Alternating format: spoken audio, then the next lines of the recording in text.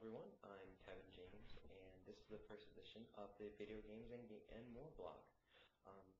In this blog, for the entire semester, hopefully past that, I will be discussing various things about video games that I find to be very interesting, as well as intriguing to really discuss and talk about.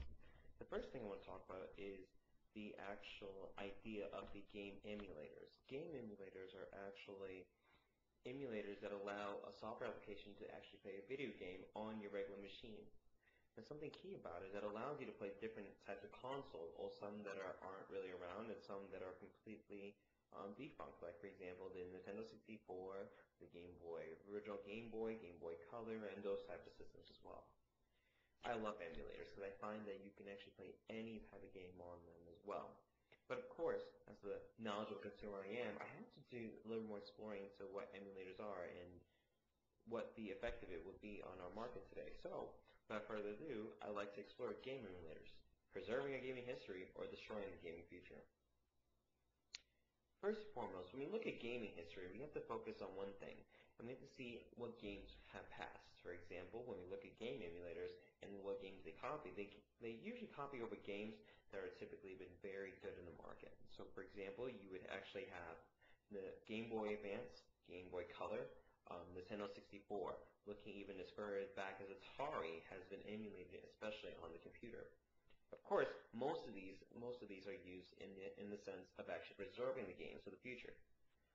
So what are some of the pros of game emulators? Well, first and foremost, and I think something that most gamers like myself love, game emulators can be found free on the internet. Yes, they are on the internet, they're downloadable, and they're free, allowing each user to play games that are beyond just the actual timing or beyond just when the games first came out. For example, you're now allowed to play games that are from the 90s in today's market, and instead of having to buy the console, which is probably non-existent anymore, you just download it and go for it. Another good pro of game emulators is that they have an extensive array of games that are available to play. For example, an emulator for 64 can play various games such as very famous ones as Super Mario Brothers, Mario Go-Kart, Mario Tennis, and games like that, and even GoldenEye, which is the really dynamic first-person shooter game that came out for Nintendo 64. Another dynamic is that game emulators also preserve old game systems such as the 64, allowing users to play games like that for years to come after the consoles or cartridges may become a little bit non-existent. But game emulators are not always great in essence. There are some cons as well associated with them, and many of them question if they're actually destroying our gaming industry. The first is that yes, game emulators are free, but since they're free, companies don't make any money off of them.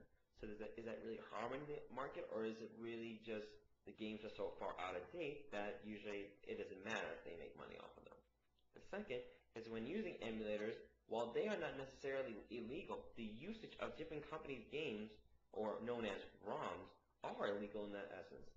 So many program developers don't usually get permission to use the ROMs, but it's okay to develop the emulators. In a sense, it's kind of weird because having an emulator is like having a console but not having any games for it. You can have the console, but the games are illegal. So in that essence, these are legal issues that always come up to debate. The emulator technology also has one big con, which basically it has been known to actually try to copy even current games. For example, the World of Warcraft series has been known to actually have an emulation server, which basically allows users to not pay for the services and to just jump right in.